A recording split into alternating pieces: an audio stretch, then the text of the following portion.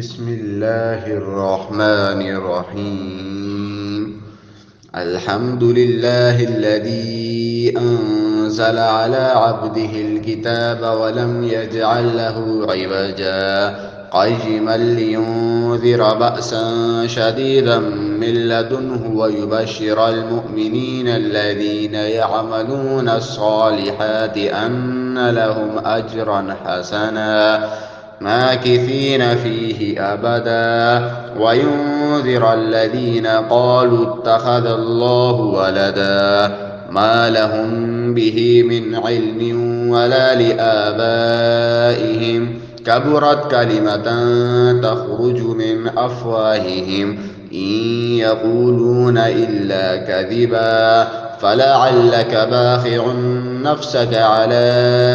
آثارهم إن لم يؤمنوا بهذا الحديث أسفا إنا جعلنا ما على الأرض زينة لها لنبلوهم أيهم أحسن عملا وإنا لجاعلون ما عليها صعيدا جرزا أم حسبت أن أصحاب الكهف والرقيم كانوا من آياتنا عجبا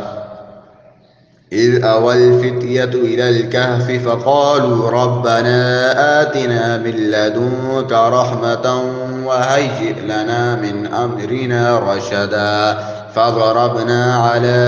آذانهم في الكهف سنين عددا ثم بعثناهم لنعلم أي الحزبين أحصى لما لبثوا أمدا نحن نقص عليك نبأهم بالحق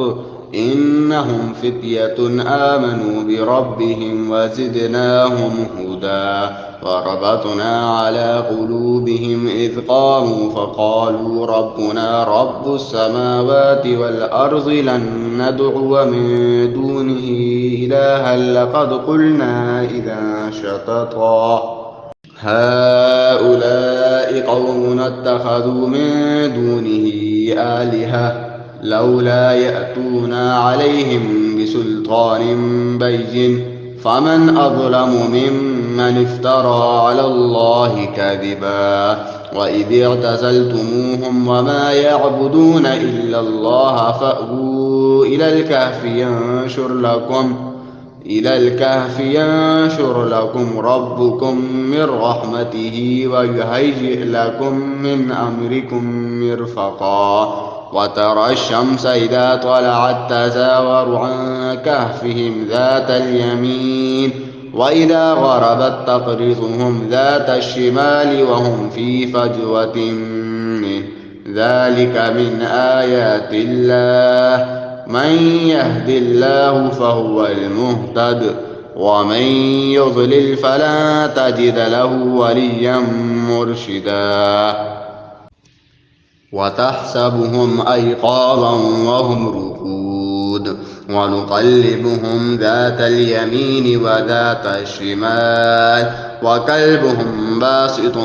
ذراعيه بالوصيد لو اطلعت عليهم لوليت منهم فرارا ولملئت منهم رعبا وكذلك بعثناهم ليتساءلوا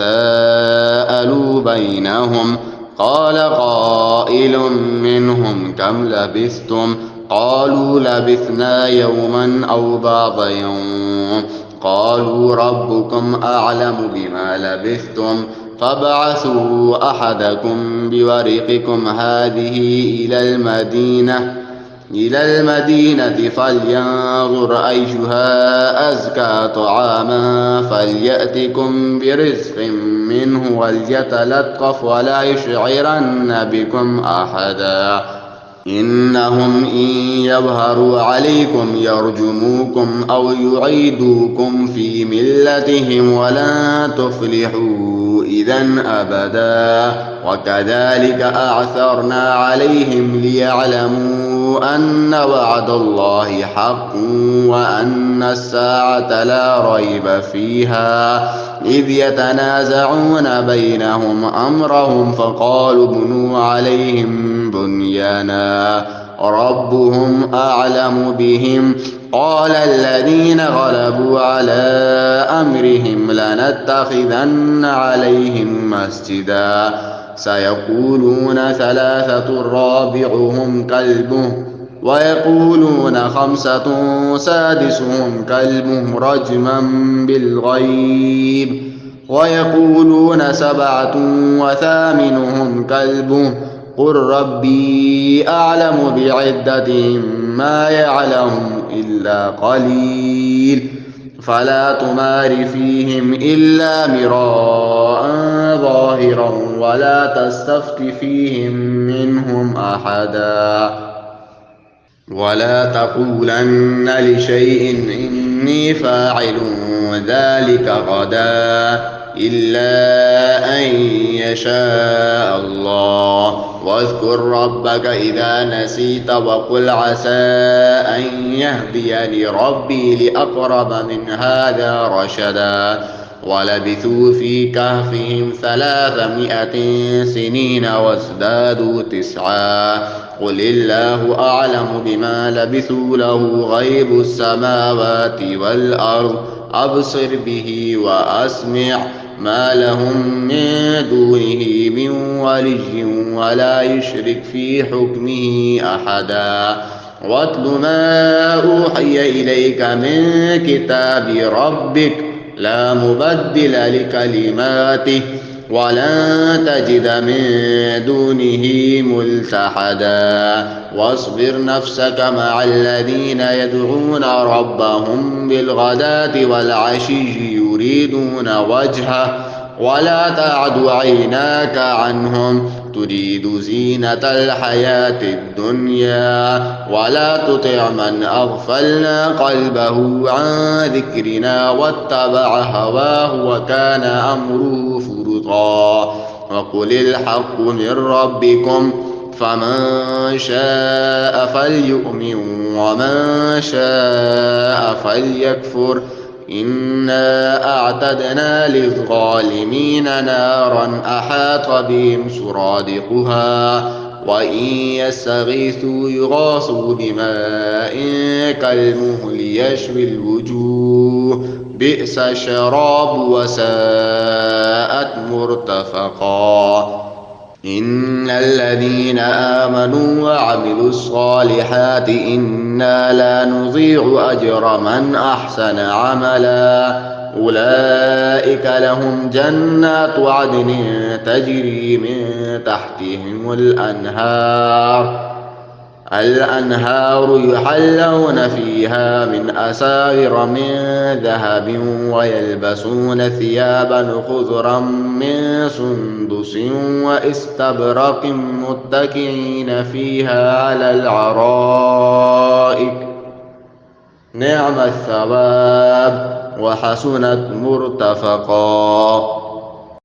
واضرب لهم مثل الرجلين جعلنا لأحدهما جنتين من أعناب وحففناهما بنخل وجعلنا بينهما زرعا كلتا الجنتين آتت أكلها ولم تظلم منه شيئا وفجرنا خلالهما نهرا وكان له ثمر فقال لصاحبه وهو يحاوره أنا أكثر منك مالا وأعز نفرا ودخل جنته وهو ظالم لنفسه قال ما أظن أن تبيد هذه أبدا وما أظن الساعة قائمة ولئن رددت إلى ربي لأجدن خيرا منها منقلبا قال له صاحبه وهو يحاوره أكفرت بالذي خلقك من تراب ثم من نطفة ثم سواك رجلا لكن هو الله ربي ولا أشرك بربي أحدا ولولا إذ دخلت جنتك قلت ما شاء الله لا قوة إلا بالله. إن ترني أنا أقل منك مالا وولدا فعسى ربي أن يؤتيني خيرا من جنتك ويرسل عليها حسبانا من السماء فتصبح سعيدا زلقا أو يصبح ماؤها غورا فلن تستطيع له طلبا. وأحيط بثمره فأصبح يقلب كفيه على ما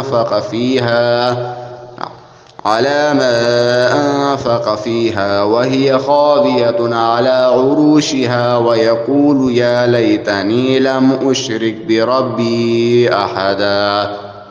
ولم تكن له فئة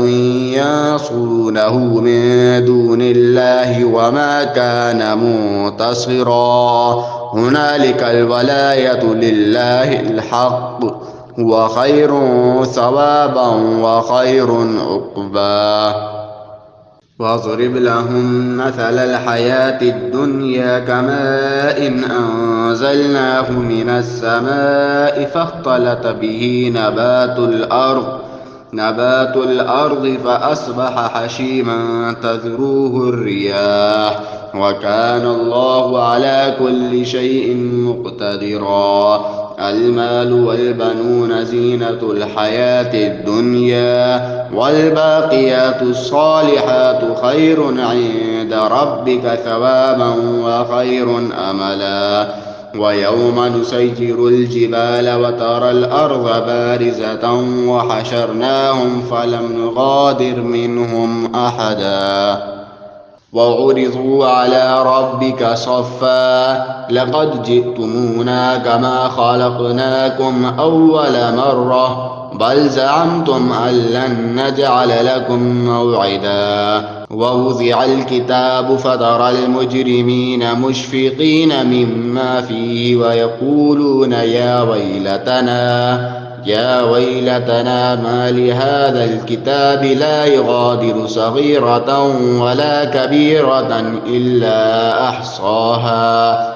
ووجدوا ما عملوا حاضرا ولا يظلم ربك أحدا. وإذ قلنا للملائكة اسجدوا لآدم فسجدوا إلا إبليس كان من الجن ففسق عن أمر ربه أفتتخذونه وذريته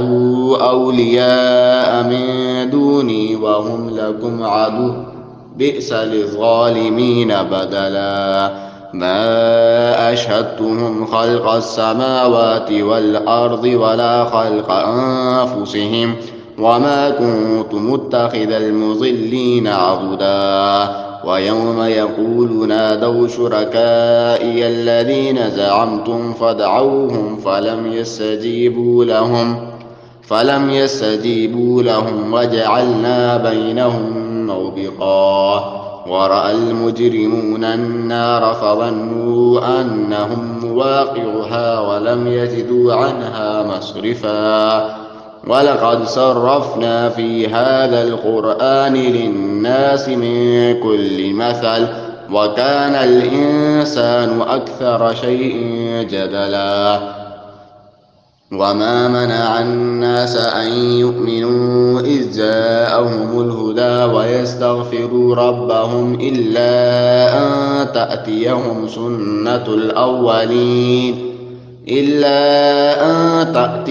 سنة الأولين أو يأتيهم العذاب قبلا.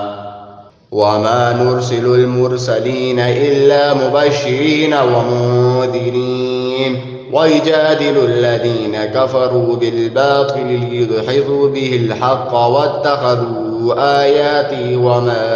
أنذروا هزوا. ومن أظلم ممن ذكر بآيات ربه فأعرض عنها ونسي ما قدمت يداه إنا جعلنا على قلوبهم أكنة أن يفقهوا وفي آذانهم وقرا وإن تدعوهم إلى الهدى فلن يهتدوا إذا أبدا. وربك الغفور ذو الرحمة لو يؤاخذهم بما كسبوا لعجل لهم العذاب بل لهم موعد لن يجدوا من دونه موئدا. وتلك القرى أهلكناهم لما ظلموا وجعلنا لمهلكهم موعدا. وإذ قال موسى لفتاه لا أبرح حتى أبلغ مجمع البحرين أو أمضي حقبا فلما بلغا مجمع بينهما نسيا حوتهما فاتخذ سبيله في البحر سربا فلما جاوزا قال لفتاه آتنا غداءنا لقد لقينا من سفرنا هذا نصبا. قال أرأيت إذ أوينا إلى الصخرة فإني نسيت الحوت وما أنسانيه إلا الشيطان أن أذكره واتخذ سبيله في البحر عجبا. قال ذلك ما كنا نبغي فارتد على آثارهما قصصا فوجد عبدا من عبادنا آتيناه رحمة من عندنا وعلمناه من لدنا علما. قال له موسى هل أتبعك على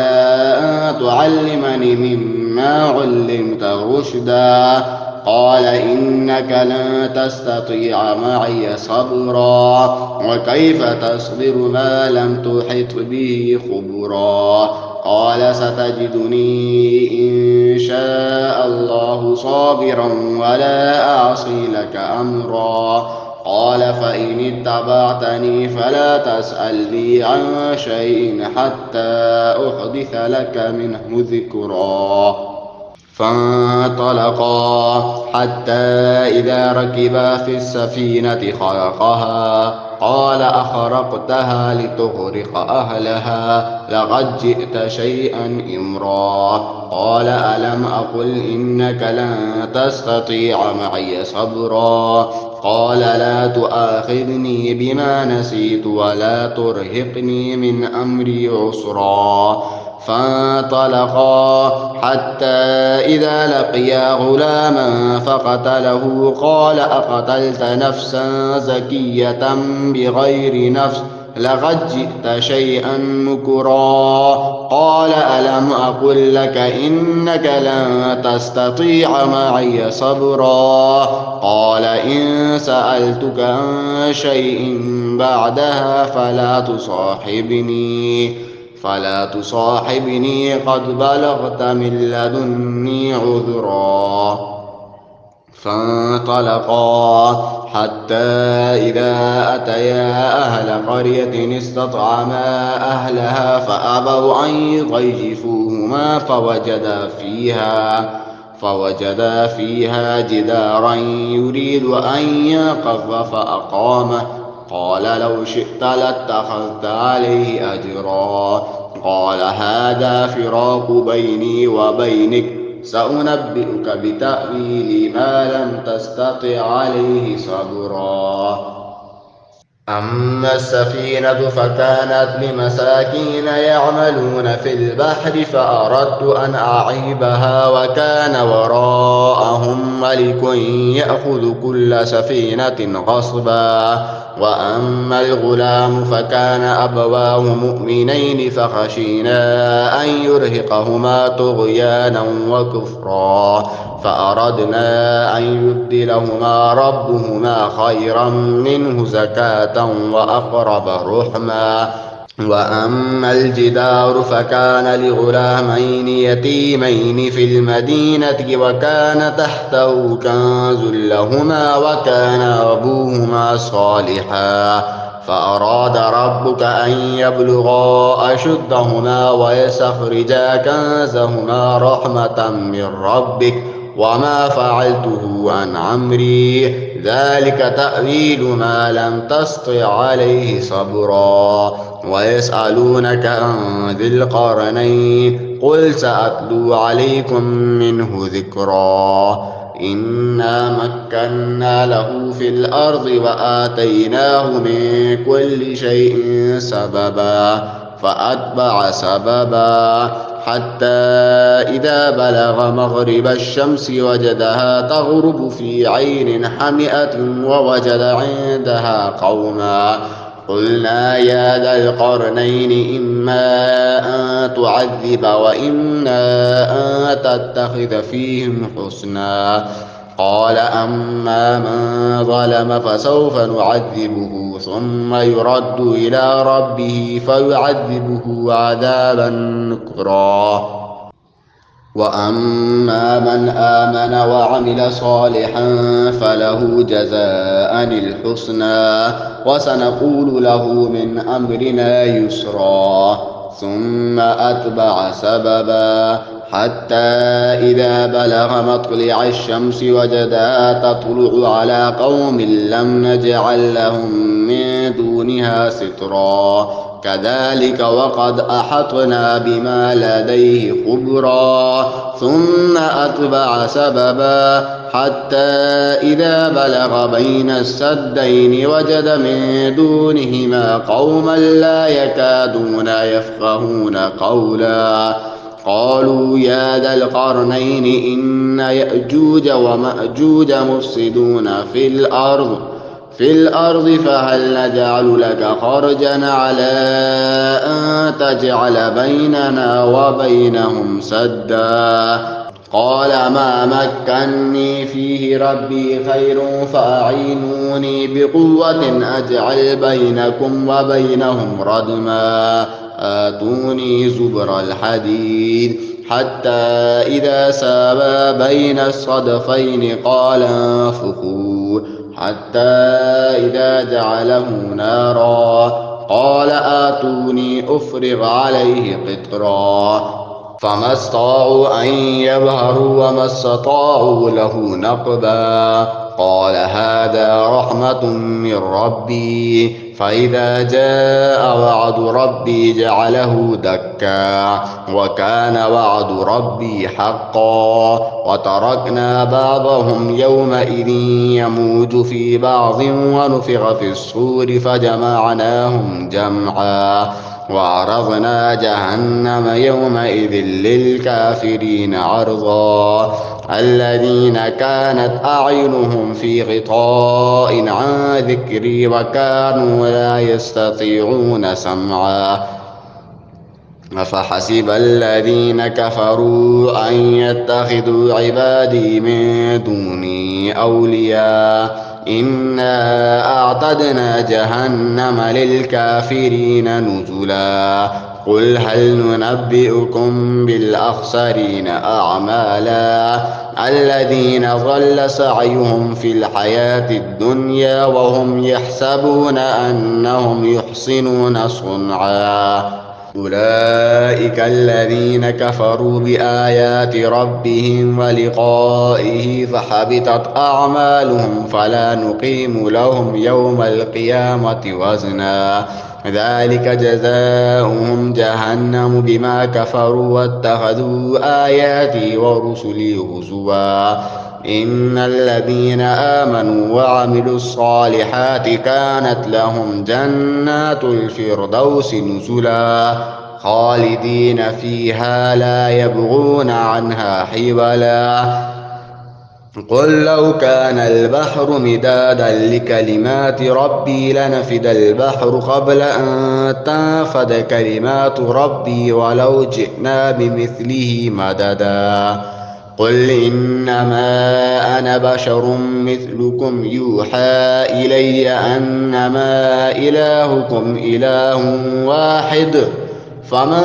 كان يرجو لقاء ربه فليعمل عملا صالحا ولا يشرك بعبادة ربه أحدا.